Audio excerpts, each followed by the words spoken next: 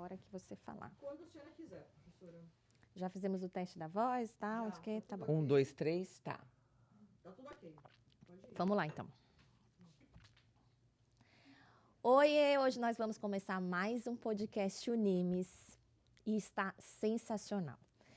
Eu vou só desenhar uma figura para você pensar comigo. Imagina uma mulher forte, imponente, delegada de polícia. Aquela que chega e resolve. Quem é que já não sonhou em ter esse feminino tão forte, tão resoluto? Mas pensa comigo, será que as pessoas são aquilo que a gente vê e que a gente acha que elas são? Imagina um iceberg e vamos hoje conhecer juntos quem é a delegada Liliane Doreto. Vou repetir essa parte, tá? Vamos juntos conhecer hoje quem é a delegada Liliane Lopes Doreto e descobrir o que está por trás dessa personalidade tão marcante. Doutora, muito obrigada pela sua vinda, muito obrigada por esse partilhar, por esse dividir, por essa conversa. Me conta um pouquinho quem é essa mulher, quem é Liliane Lopes Doreto? Pois é, prazer enorme estar aqui. E as pessoas têm muita curiosidade, porque existe sempre aquela imagem da autoridade, né? A gente traz arquétipos consigo. Primeiro que se tornar delegada numa sociedade patriarcal é muito difícil. E quando você chega lá, todo mundo acredita que você teve berço a vida toda, que isso só é possível para quem é rico, né? E essa pergunta sempre me intrigava, porque eu trabalho sentindo o cheiro da dor, eu trabalho nos locais periféricos, eu trabalho pisando no barro, eu trabalho vendo a tragédia. E aí as pessoas me veem como se eu fosse uma super-herói, uma super-heroína. E, na verdade, eu olho para aquela realidade com que eu trabalho, porque em todas as áreas do direito, você também é uma professora, né? E tem ali aquele misto jurídico que é ser delegado de polícia. E o delegado de polícia, ele não tem só aquela carreira jurídica do seu gabinete, da decisão. O delegado de polícia tem aquela parte operacional, que vai para a rua, que vai para local de crime. E aí, as piores tragédias geralmente acontecem nesses lugares menos favorecidos. E quando eu digo que é desse lugar que eu saí, as pessoas não acreditam. E aí pensam, mas você foi apadrinhada? Você foi adotada? Não. Eu sou filho de pessoas que sabiam que sonhar era possível. E que a minha realidade só é essa porque eu vim de pais que sonhavam, acreditavam e fizeram acontecer. Então, meu pai, quando veio para cá, saiu da cidade dele natal, Minas, com 12 anos, foi para o Paraná trabalhar, com 12 anos de idade. Uau! E aí chegou lá, ele morreu de frio, quis sair de lá correndo. Acabou vindo para o ABC, que também São Bernardo não é nada quente. Sim. Mas o primeiro emprego foi coletor de lixo. E ele sonhava, ele tinha somente a 4ª série naquela época. E ele sonhava em ser ferramenteiro mecânico. Acho que era esse o nome da profissão que ele sonhava ser. E minha mãe, também uma história mais trágica ainda, porque o pai alcoólatra morreu, ela tinha 9 aninhos, e a mãe, minha avó na época, ficou com 12 filhos. E aí a família separou cada qual para um local, e ela veio para São Paulo trabalhar na casa das primas, empregada doméstica, estudava à noite e sonhava em ser professora. E aí tem um momento da vida que ela consegue alugar um barraco, ela consegue reunir todos os irmãos, e meu pai morava numa pensão próxima. E eles começaram a namorar. Ela nunca quis ter filho, que o sonho dela era ser professora ou uma grande executiva, ficou grávida. E aí, quando ficou grávida, rejeitou, casou com meu pai mesmo assim, mesmo sendo contra feminista ao extremo e tal, se casaram. Obviamente que esse casamento foi uma catástrofe, né? Porque começou dessa forma. Foram 11 anos ali os dois tentando se adequar, mas emocionalmente foi uma catástrofe. Mas com os filhos, eles sempre foram bons exemplos. É que a gente dá o que a gente tem, né? Pois é, e eles assim, imagina essas pessoas com tantos sonhos, e para ela naquela ocasião que tinha ainda aquela personagem da Regina Duarte, a namoradinha do Brasil, aquela parte que começava ali separações, né? Até então mulher não separava, era a lei do divórcio, e minha mãe perde essa criança, ela perde essa criança. E aí ela ficou extremamente abalada, eles se casam, ela com 17, ele com 24. Eles se casam e aí tem uma determinada hora que ele consegue um emprego numa multinacional, que São Bernardo tem muito, ele foi trabalhar na Volks. Aí você vira um metalúrgico. Naquela época era muito E dinheiro. era muita coisa. Era muita coisa. Aí ela sai, ela passa no concurso público, ela consegue terminar os estudos, ela passa no primeiro concurso público dela, na prefeitura de São Bernardo, e a vida deles começa ali a mudar, e aí ela programa ter o filho. E vem, e nasce eu, sou a primeira filha do casal, que fui planejada, fui esperada. Meu pai conta que no primeiro dia, que o dia que eu nasci, que ele tomou um porre, porque ele estava muito feliz, aquela coisa toda. E aí eu fui aquele bebê esperado mesmo, né? E até nascer a minha segunda irmã, eles demoraram 4 anos. Então eu fui uma criança que foi acolhida, que foi esperada. Isso faz muita diferença. Muita diferença. E assim, já em adultos transformados, né? Porque você tem uma empregada doméstica e você tem um ferramenteiro, um coletor de lixo, adolescentes. Imagina, para ele ir trabalhar com 12 anos, o que levou essa criança a procurar emprego aos 12 anos? É muita dor. Muita dor. Então, imagina esse casal, o tanto que houve ali cura emocional, o tanto que houve amadurecimento, para que eles pudessem gerar um filho querido. Então, eu tive essa sorte. Então, a minha mãe fala, eu nasci 13/8/77, às 13 horas. Aí a minha mãe fala que as pessoas falam, nossa, o dia do cachorro louco, essa menina, mas essa não é uma data boa. E minha mãe falava sempre, não, a minha filha vai ter muita sorte, porque essa é uma data de sorte. E por que eu quero trazer essa história? Porque com todas as adversidades, eu só estou aqui hoje porque eu tive os meus antepassados.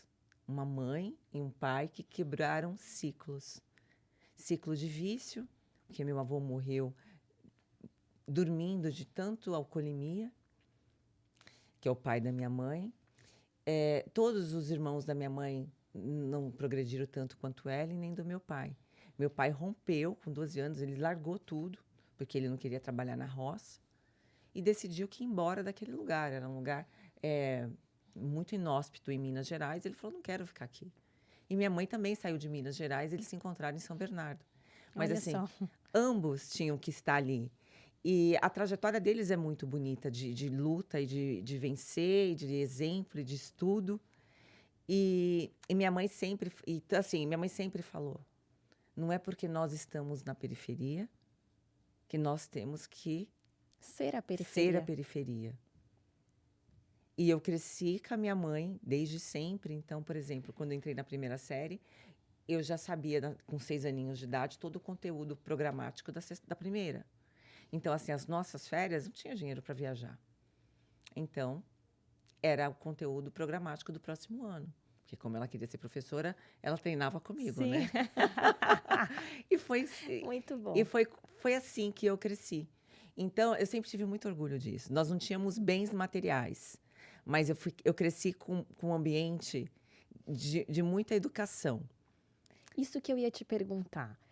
Você é muito bonita. Eu imagino que você tenha sido uma criança linda, uma adolescente linda, num ambiente de periferia, que tem outros adolescentes, que tem essa comparação, enfim. E você falou, sempre tive muito orgulho disso. Sempre teve algum momento na vida, você sentiu alguma vergonha da sua condição, ou você se comparou a outras meninas? Porque eu imagino que eles colocavam você ali na rédea, né? Para segurar até, para que você não tivesse tantos acessos. Ao contrário, eu fui uma criança muito bonita. Quando eu fiz uns 4, 5 anos, Eu fiquei muito feia. Isso se estendeu até uns 15 anos. Ela acha. Não, eu eu quero fiquei- provas. Eu rasguei todas as fotos. De verdade, o meu cabelo ficou assim. Eu me achava o urso da Coca-Cola, porque eu era branca, branca, branca, gorda, gorda. O cabelo ruim, ruim, ruim. Eu fiquei desse jeito.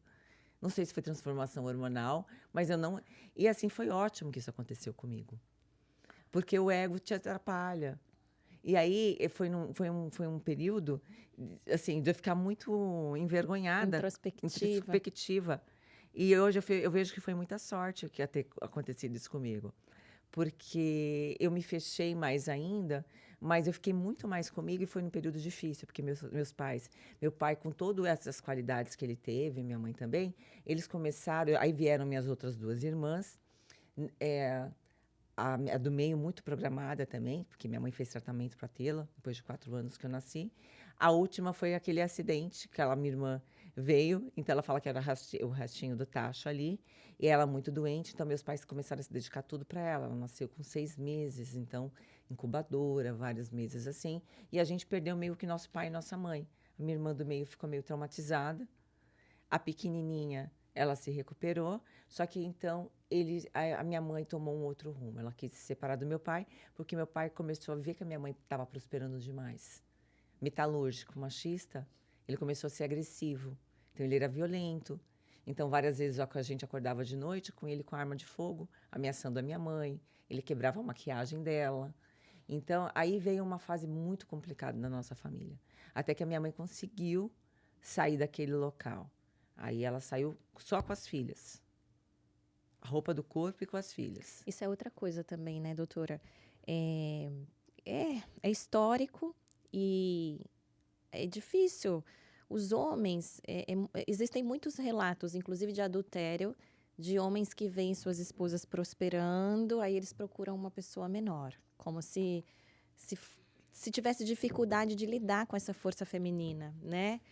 E, ok, nós não estamos aqui fazendo julgamento, porque não estamos não aqui é para sobre isso, mas isso nos leva a uma reflexão que eu vou te provocar nessa área agora. Tá. Como uma mulher com o cargo de delegada, porque eu acho que a sua equipe deve ser muito masculina, não? Sim, a maioria. Como que você consegue colocar essa potência, esse comando, essa força e ao mesmo tempo guardar a sua feminilidade, que eu já percebi que também é forte? Sim. Como que você faz isso? Me conte. Então, o que aconteceu? Meus pais se separaram. E aí a minha mãe ficou com 3 meninas, com um único terreno. E aí ela foi construindo a casa com a gente dentro. E eu tive que, com 11 anos de idade, aprender a cuidar da casa, aprender a cuidar das irmãs, ir para a escola. E assim, eu tinha que andar muito, porque minha mãe, meus pais conseguiram, na época, linhas telefônicas valiam muito dinheiro. Sim. Minha mãe tinha comprado umas 3 linhas telefônicas e ficou com um terreno num bairro nobre de São Bernardo, e meu pai continuou na área periférica. Ele pediu a conta no trabalho, eu lembro que era a época da lambada, então ele ia a todos os shows de lambada, arrumou várias namoradas, se afastou de nós, deixou de pagar pensão para punir minha mãe. E aí a minha mãe teve que trabalhar em 3 empregos, e aí eu fiz aquele papel da dona de casa e do pai e da mãe das minhas irmãs pequenininhas, uma de 4, uma de 5 anos, eu com 11. E tinha que ir para a escola, e eu não queria trazer mais problema para minha mãe. Então, por exemplo, a professora dava um livro para ler, não tinha como comprar um livro. Eu lia no intervalo para fazer a prova de literatura. E ok, não tinha roupa, não tinha isso, não tinha aquilo, mas ok. Eu estava ali sempre ajudando a minha mãe, junto com a minha mãe. Minhas irmãs tinham febre, tinham essas coisas. Minha mãe era auxiliar de enfermagem nessa época. Ela ensinava o que eu tinha que fazer, eu me virava. Levava na escola, buscava, fazia o almoço. Isso com quantos anos? 11. Uau. 11 anos.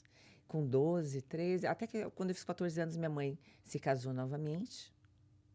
E aí a nossa vida financeira melhorou, porque meu padrasto é o meu segundo pai, é uma pessoa maravilhosa.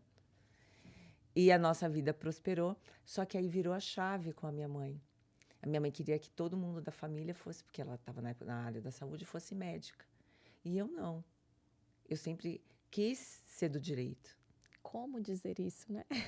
E aí a minha mãe, como meio de punir, porque imagina, você dá autoridade para uma criança de 11 anos para ser mantenedora e dona da casa. Aí, de repente, você tira tudo dela e fala, não, você vai fazer a faculdade que eu quero. Se você fazer o que eu quero. Não acontece isso com uma pessoa que tem a personalidade que eu tenho. Sim. Não acontece isso. E aí, naquele momento, a gente rompeu. Rompeu meu relacionamento com a minha mãe, com meu pai já não tinha mais. E aí, foi voo solo mesmo. Isso quantos anos a gente está Eu, falando? eu tinha 17 anos. 17 anos, pré-vestibular. Aí comecei a estudar dia e noite. Eu pensava comigo, só uma coisa vai me levar onde eu quero estar. Estudo. Porque você veja, Era o passaporte. era o meu passaporte. E estudava, fazia colégio à noite público, mas eu precisava passar numa faculdade pública, porque minha mãe já tinha dito que não iria pagar meu curso.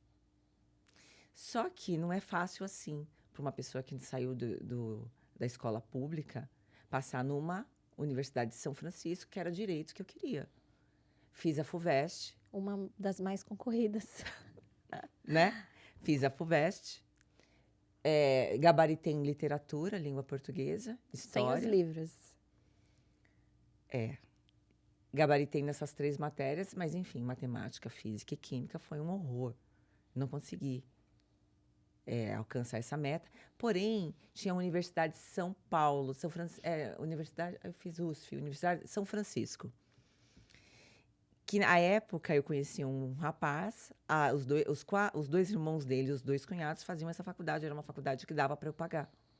Falei, poxa, se eu não conseguir, com a minha mãe paga, eu vou trabalhar e vou conseguir. E aí meu padrasto começou a ajudar, ele pagou os 2 primeiros meses, e aí a minha mãe proibiu ele de pagar. Aí eu consegui um emprego.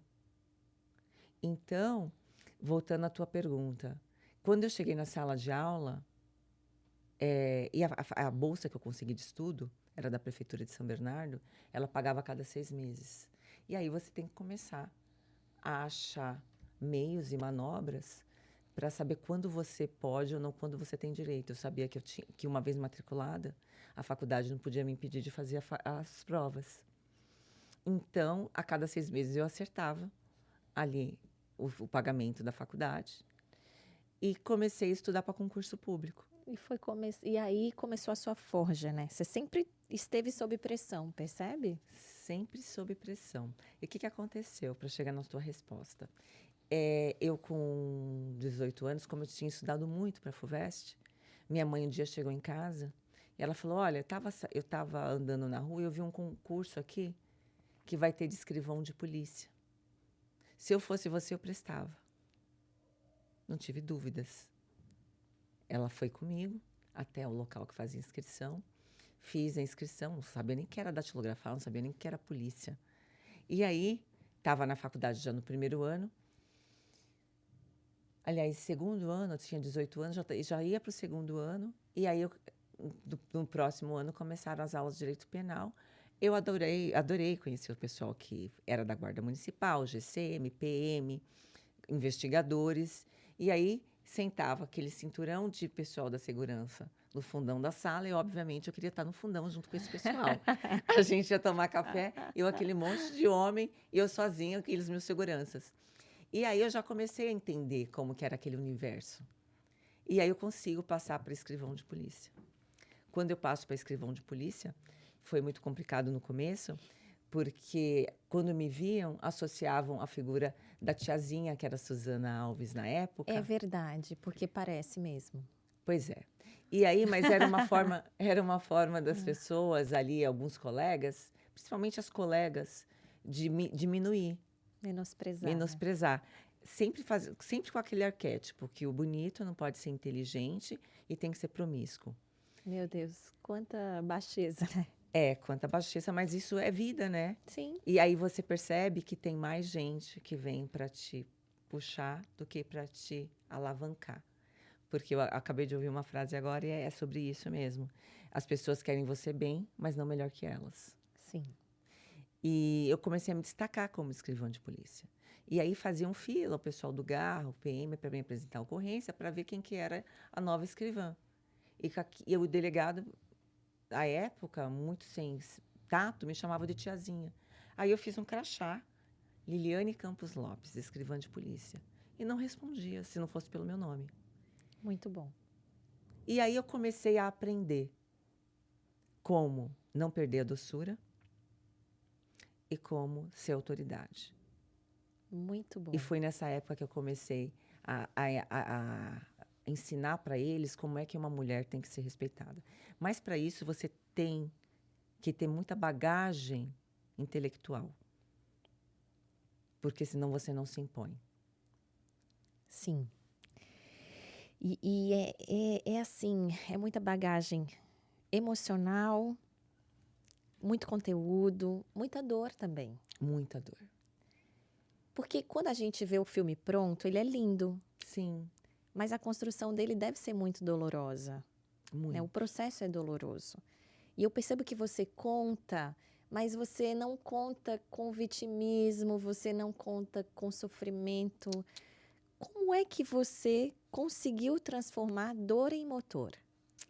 É sobre isso mesmo. Quando eu resolvi até falar sobre isso, porque eu acredito numa coisa. Eu acredito que cada um de nós traz dentro de si um dom divino. E quando me perguntam assim, qual que é o propósito da vida? Obviamente que a gente cresce, aí você quer casar, ter filhos, quer ter uma casa, um carro, mas eu acho que o verdadeiro propósito da vida é você evoluir. E você não evolui se comparando com o outro. Você evolui olhando para dentro. Por isso que eu te falei que aquele período que eu me transformei assim, eu acho que eu era a pessoa mais horrorosa da vida. Foi ótimo, porque eu consegui me transformar olhando para dentro. O que eu posso fazer para não mais ser submissa à minha mãe, a essa situação que ela colocou? E por muito tempo eu fui revoltada com meu pai. E aí quando eu aprendi que eu só ia sair daquele ciclo quando eu entendesse que eu vim nesse mundo sozinha, mas isso não é uma coisa ruim, porque a gente veio mesmo. Eu vim nesse mundo sozinha, eu construí uma história e eu vou sair daqui sozinha e eu só vou levar comigo o que eu tenho, o que eu construí. Então, eu acredito nisso e é assim, é o sentido da minha vida. Eu procuro ser sempre melhor do que eu era antes. Então, eu tive uma professora na 4ª série, a Dona Rosa, e era muito legal, porque foi aquela matéria, Educação Social e Cívica. Uhum. E o marido era advogado. E era na época da Constituição, de 88. E eu estava na 4ª série e eu acompanhei todo aquele processo da Constituição. Chorei quando o Tancredo Neves morreu, porque eu sou leonina, sou dramática. Então, a gente fazia redações, entendia. Aí eu fui entender o que era a Constituição, o que era uma Constituição ortogada, todas aquelas coisas. Nossa, que importante uma professora, né? Que transforma. Como é importante. 4ª série. 4ª série, e numa escola periférica. Então, veja bem, você faz a diferença quando você tem propósito. E eu sempre falo isso, né? Quando você descobre aonde que está a sacada. Essa fase que eu te falei que eu fiquei assim, urso da Coca-Cola, foi quando eu olhei para dentro, porque eu ficava assim, poxa, como que eu vou sair dessa situação? Porque você tem que identificar o seu talento, e aquele seu talento, ele só vai dar certo, só vai prosperar quando ele reverberar de uma maneira positiva ao seu entorno. Porque existe uma coisa que é uma força invisível que você percebe, é uma energia. E eu sentia muito isso na minha casa. Quando eu acordava de madrugada e via meu pai com a arma na cabeça da minha mãe e mudava ali o clima, você sente a energia diferente. É isso aí. Se não for de verdade, não tem por que a gente estar aqui, né? E tudo isso aqui é muito profundo. Se vocês imaginassem, é que não dá para eu dividir com vocês. O clima que está aqui agora, por exemplo, é uma paz baixinha, é um olhar tão profundo, tão cortante, tão. Eu tô tão conectada aqui, porque é rico isso.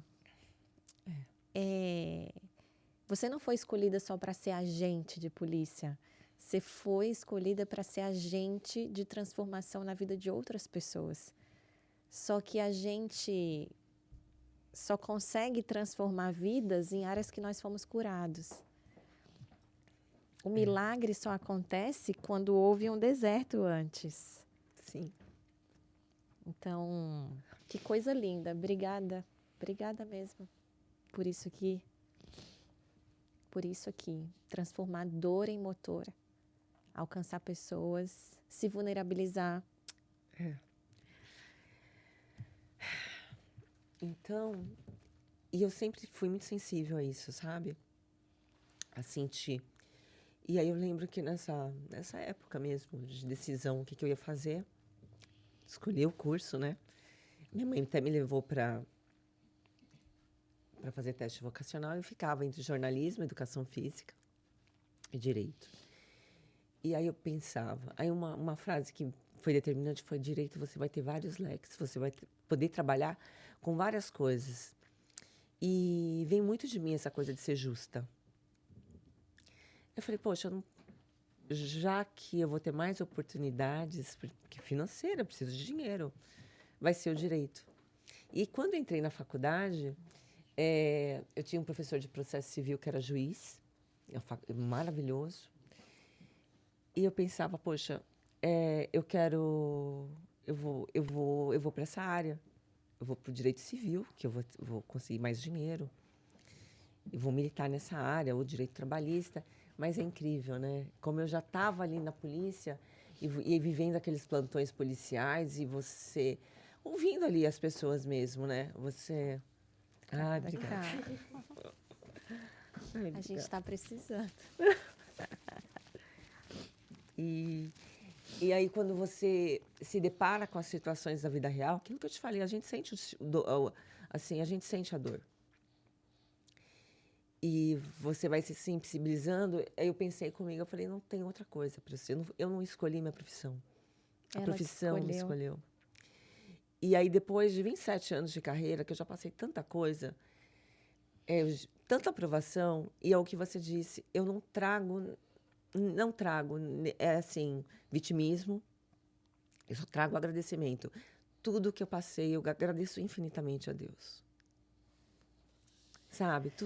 Tudo foi um aprendizado tão bonito na minha alma, foi tão transformador, que eu sei que se a minha vida tivesse sido diferente, eu não era a pessoa que eu sou hoje. Você não era a Liliane.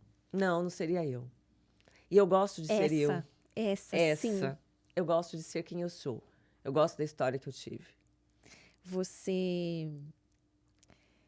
É exatamente como eu te descrevi. Você é essa presença forte, marcante, bonita, agradável de ver. Obrigada. Doce, mas ao mesmo tempo firme. E é muito gostoso, porque é como você falou, né? A gente se aproxima esperando algo, mas daí quando você acessa, é tão maior, mais profundo, mais bonito, mais incrível. Você já é linda, mas fica muito mais incrível. Só que aí agora eu tenho uma pergunta, gente. Primeiro eu tenho um convite, porque se você não seguiu a doutora Liliane, você vai agora no Instagram, @delegada Liliane Doretto. É só delegada Liliane Doretto. Delegada Liliane Doretto. Vai lá no Instagram, segue, porque a gente precisa consumir o que é bom, sabe? Sim. A gente precisa. A internet, ela tá superficial demais, líquida demais. As relações, elas estão muito ruins. E eu percebo que principalmente os jovens dão ouvido a muitas vozes. Sim. E é um convite meu mesmo. Escute a voz que vai te dar direção. E aí... Quem sabe eu ouvi uma Dona Rosa por aí, né? Eu vou soltar aqui um desafio. Como você vai fazer, eu não sei, mas hoje, o que você pode fazer? Porque tudo isso é rico demais para ficar só com você. Então. O que você pode fazer para transformar, por exemplo, a história de outras Lilianes? Então, e aí me veio isso. depois de vários trabalhos e como delegada de polícia, como me manter segura e não me expor? Porque eu viro um alvo. É verdade. E aí eu decidi um certo dia abrir meu Instagram, mesmo assim, o meu marido muito preocupado por conta dessa exposição. Nós temos uma lei orgânica que eu tenho que respeitar, que a lei orgânica é muito clara nesse sentido. Você não pode usar do Estado para se promover. E aí, com muita cautela, com muito cuidado, eu falei, não, mas eu não vou usar do Estado para me promover. Eu vou usar a minha história para transformar, para incentivar e para inspirar. Porque toda vez que eu sentava, por exemplo, eu fiquei um tempo no interior e aí tinha 3 meninas ali que ajudavam a avó, uma situação muito precária. E toda vez que eu ia lá, Lili, como que eu posso... Elas me chamam de Lili, todo mundo me chama de Lili. Lili, como que eu posso... Elas pequenininhas, 11 anos, ajudando a avó a fazer o cabelo depois da escola. E assim, uma família linda, linda. E aí eu direcionando, não, você vai fazer... Olha, você tem vocação para direito, depois não era nada daquilo, era assistência social mesmo. E são mulheres fortes que trabalham desde criança, que conseguiram fazer faculdade, não tenho dinheiro para isso, mas vamos lá. O que o governo tem? Plataformas aí, porque é a internet que também nos vicia, que nos desvia, que nos deixam ali sufocados de inutilidades, é a mesma internet que pode te alavancar. Então, qual que é a minha finalidade? Que as pessoas entendam, principalmente os jovens. Os jovens não, qualquer um de nós, não tem idade para você ser feliz. Deus não criou ninguém para ficar estagnado. Deus, quando nos colocou aqui na Terra, Ele tem um propósito. Que a nossa centelha divina, ela brilhe. Todo mundo tem um talento. Todo mundo pode um dia fechar os olhos e pensar, o que eu faço de melhor? Qual que é o meu talento? E como esse talento ajudaria o próximo? E aí o universo começa a conspirar para isso. Quando eu falo para você que a gente sente o ambiente, a gente sente mesmo. E quando você acha o teu talento, quando você não desvia do seu caminho, quando você cria entusiasmo em rotina, você já tem um plano. É só você não desviar dele. É só você não ficar ouvindo que, sempre foi assim mesmo. Não vai dar certo. É difícil, né? É porque as pessoas vêm para te desmotivar. Ele não conseguiu alcançar. Ele não quer que você alcance. São as vozes da crença, né? Crença, e mesmo que inconscientemente. E quando você sai, porque nós somos fruto dos nossos antepassados. E quando você rompe ciclos, a sua própria antecedência, os seus ancestrais, muitos deles ficam rancorosos com você. Você está traindo, você está mudando a história. Você veja que existe até as maldições familiares. Sim. As maldições familiares são essas crenças. E assim, o que é maravilhoso é que as maldições familiares, elas alcançam até 4ª gerações, né? Mas as bênçãos até 1000. Então, olha o romper. Olha o romper. Como é importante. Como serão os seus filhos, netos, sobrinhos, enfim, né? Pessoas que vão vir depois de você e que vão olhar para a sua história, até desconhecidos. Sim. Que vão olhar e falar, meu Deus, ela conseguiu, eu posso. Eu posso. Eu sempre falo isso, eu não sou inteligente, eu sou persistente. Eu sempre fui muito persistente. Aquilo que eu via de qualidade nos meus pais são seres humanos. Sim, minha mãe teve o período dela de até competição, o meu pai de violência, mas isso não é o meu pai e minha mãe. As pessoas são um pacote. A vida é um filme, não é uma foto, né? Não é uma foto. Meus pais são um pacote que eu muito me orgulho. E isso não tira deles todo o mérito, todo o amor, tudo de bom que eles me deram. E tudo aquilo que eu não gosto neles, ou que eu não quero, eu transformo em mim. Exato. Eu só transformo em mim. E eu os amo com o meu coração, né? Eu tive a minha avó comigo a vida toda, porque minha mãe sempre trabalhou muito. Até meus 11 anos de idade, foi minha avó que me ensinou a cozinhar. Foi minha avó que me pegava no colo com febre e me levava para o pronto-socorro. E aí pedia para o policial me colocar ali na sirene, sentada, para eu ouvir o barulho da sirene. Minha avó sempre quis muito Minha avó sempre gostou muito da polícia. E aí, quando tudo isso aconteceu, você fala, gente, não é à toa. Não é à Sim. toa que eu virei delegada, eu sou Tudo polícia. estava desenhado desde o início, né? A gente não sabe, né? É uma vida com um propósito que estava disponível, mas não fácil de ser acessada, Não. né? Porque tudo corroborava contra, Sim. tudo trabalhava para desfavorecer. Porque, embora seja uma linda história, é o que você falou, não é fácil ser uma mulher de uma periferia, filha de pais que não têm condições Emocionais. emocionais, estruturais, financeiras, nada, Sim. né? Então, é você pegar nada, quase nada, e transformar. E como que a gente pode ajudar outras pessoas a, de repente, ter a mesma sorte, né? E eu digo sorte não no sentido pejorativo de sorte, porque eu acredito que a sorte é um selo mesmo. É Ela sorte. te encontra quando você está pronto. É o que minha mãe falava. Minha filha nasceu, não, essa data é ótima, é sorte. É sorte. É sorte. Sorte de bênção sobre você. Mas para isso você precisa trabalhar e esperar Eu acho que a primeira a coisa... oportunidade, né? A primeira coisa é você não culpar ninguém. Nós somos todos aprendizes aqui. Todos nós estamos em processo de aprendizado.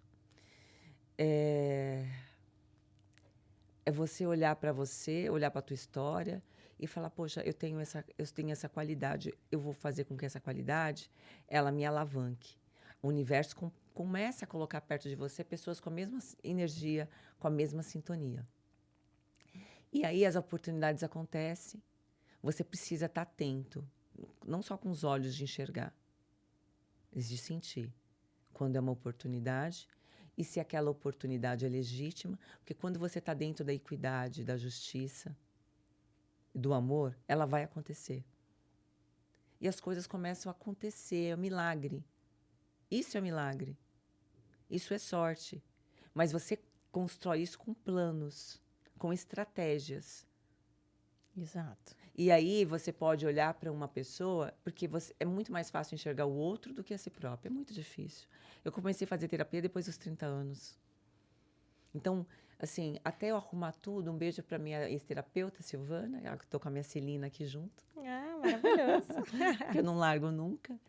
Mas, assim, quando você começa a entender tudo isso, e aí você me fala como que a gente pode inspirar.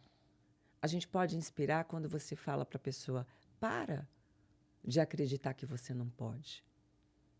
Para de acreditar que a vida é assim mesmo. Para de acreditar que você é pequeno. Você é do tamanho que você quer. Se você quer coisas grandes, trabalhe grande. É verdade. Pare de ser leal também, né? Rompa com aquela lealdade. Cega, um amor cego. O amor cego que não te faz prosperar ou que você está aniquilando a tua vida e a vida daquela outra pessoa. Saia um pouco. Tem até uma meditação que fala, né? Quando você está meditando, para você sair e ficar enxergando a sua vida desde você bebezinho, a tua adolescência, como se fosse uma tela de cinema. E você olhando para você como fosse outro. Porque a vida dos outros é muito fácil de resolver, né? Nossa, demais. Tanto a gente tem conselho para tudo. E para todo mundo, e resolução, e às vezes dá muito E certo. às vezes a gente não consegue aplicar. Mas a gente não aplica pra gente, porque a gente não verdade. quer se enxergar. E quando a gente se olha, existe uma coisa chamada ego e vaidade, que a gente só quer ver a parte boa. E a gente verdade. precisa acessar o que não é luz. A gente precisa trabalhar justamente o que está escuro. É verdade. Eu brinco com os meus alunos, quando eu estou no momento do TCC, da banca, eu falo, gente, esse é o trabalho mais fácil que existe na Terra. Eu vou pegar uma história que você escreveu e eu vou criticar ela. Eu vou colocar pontos a melhorar, críticas, e é maravilhoso, porque eu não tenho nenhum compromisso com essa história. Sim. E é isso, é quem está na arquibancada, olhando o trabalho que você fez. Agora, só tem uma pessoa que pode mudar isso aqui, é você.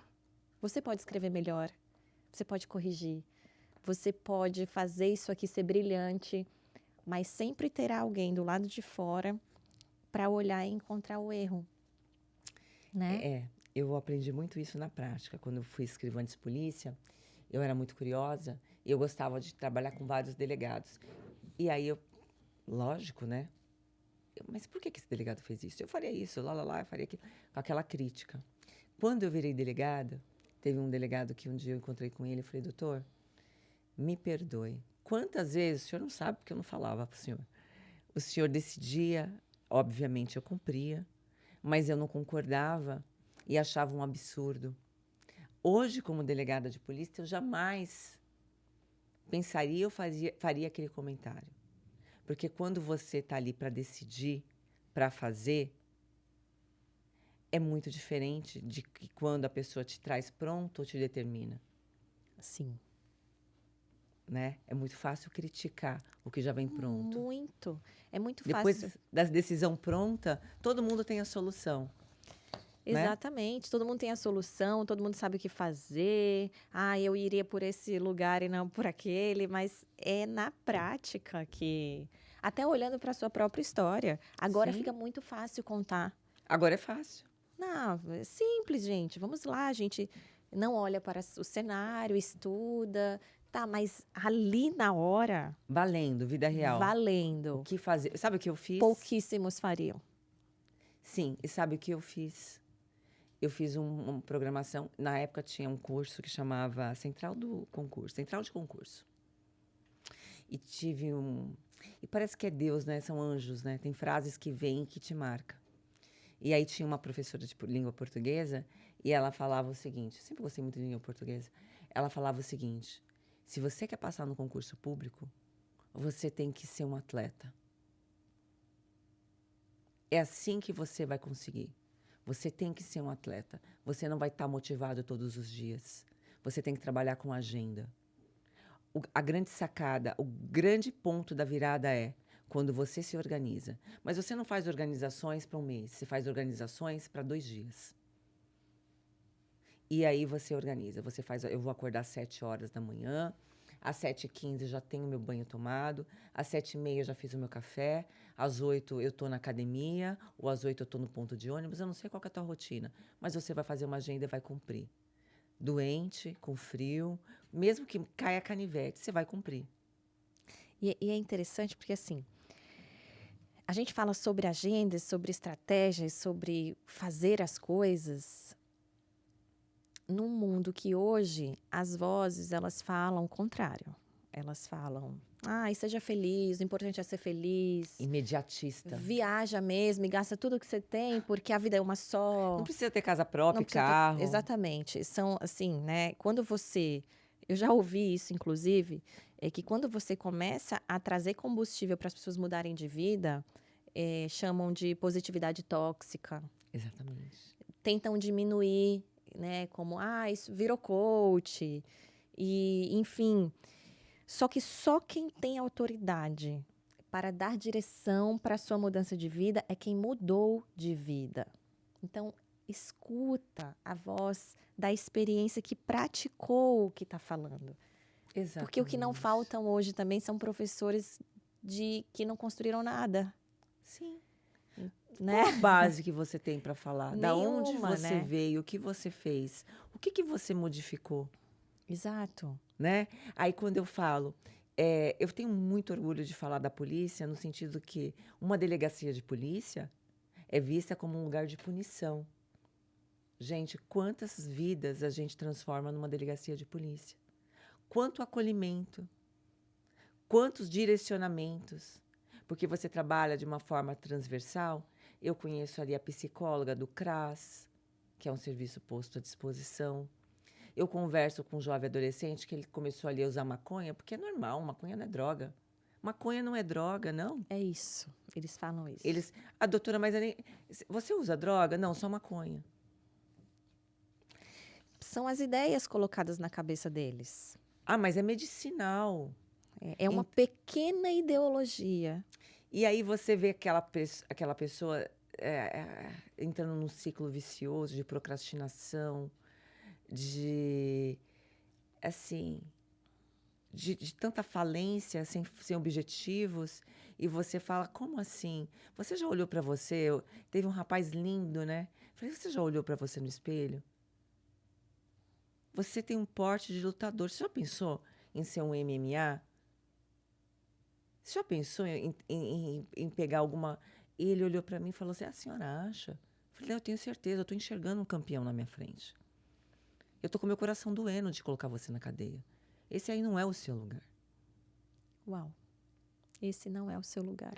Eu tive outro exemplo, assim, numa escola de Nazaré Paulista, que os diretores, eu tenho muito contatos com os diretores de escola. Porque eu acho que quando essa base é bem feita, não vai ter público para mim. Sim. E eu não quero que eles cheguem até mim. E aí, eu conversando com um diretor de escola, ele ligou para mim e falou assim para mim, lá em Nazaré Paulista, doutora, eu não sei mais o que fazer, me socorre. Esse aluno, além de ele romper com toda a disciplina da escola, ele é um líder nato. E assim, acabou a disciplina da minha escola.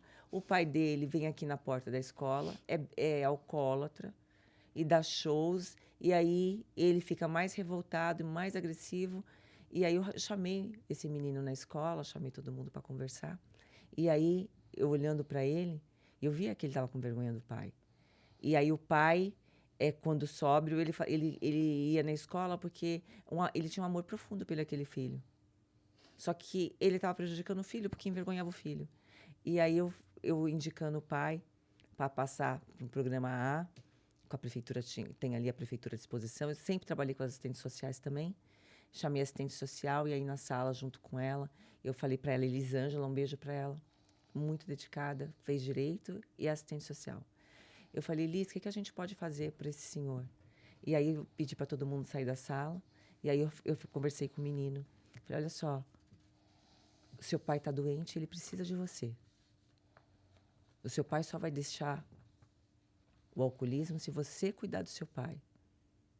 Você tem uma missão. Você precisa transformar. Você já percebeu que você é um líder? A escola toda faz o que você quer. Comece a se orgulhar do seu pai e ajudar seu pai. E comece a ser um bom aluno. Professor Hildo, lembrei o nome dele. O professor Hildo, depois de meses, isso foi mais ou menos em março, quando chegou em dezembro, ele falou, doutor, eu preciso te contar. Você lembra do fulano, a história tal, tal, tal, tal? Pois é.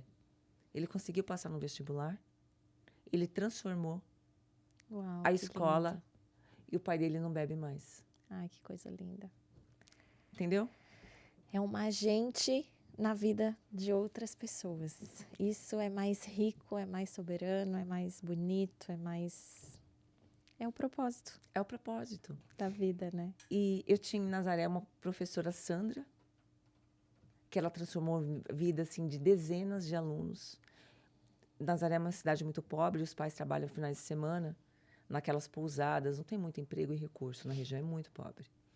Ela abre a escola aos sábados e domingo, ela faz comida com o dinheiro dela, e aí ela promove jogos escolares e gincanas na escola, para ficar com o filho daquelas pessoas que precisam trabalhar, para eles não ficarem na rua, porque o interior está tomado pela questão de álcool e agora também de droga. Preocupada com os alunos dela. Então, tem a professora Sandra lá em Nazaré Paulista que abre a escola todos os sábados, domingo e feriado para acolher essas crianças que não têm onde ficar. Por mais Sandras, por mais Lilianes, por mais mulheres fortes que entendem que não precisam disputar espaço. Não somos rivais. Não somos rivais. Por mulheres que entendam que não importa se tem na frente um computador, um distintivo de polícia, o que tem. Não importa. O que importa é que você pode mudar outras vidas com a sua própria vida. Sim. Você pode ser um agente inspirador, transformador. E isso não te faz melhor do que ninguém. É o que eu te disse. Isso faz com que você leve a palavra para o próximo, no sentido de que ele pode. Porque ele também veio aqui para se melhorar. O propósito da vida é esse. Gente, eu tô com meu coração tão apertado por ter que acabar, porque assim, eu ficaria aqui o dia inteiro, muito. Eu já fui muito transformada, eu acho que você em casa também.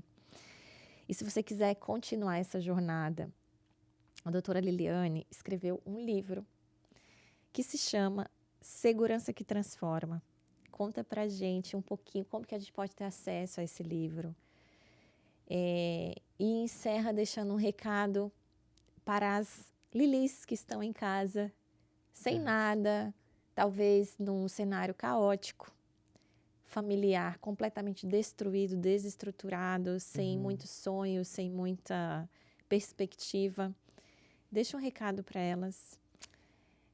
Primeiro que esse projeto nasceu assim com todo o meu coração, com a finalidade de transformar você, para que você saiba que você pode estar num lugar caótico, que te destrua, você pode sofrer violência sexual, violência doméstica, você pode ouvir todo dia que você não consegue, que você não é capaz, mas eu estou aqui como prova viva disso, que você pode, você consegue.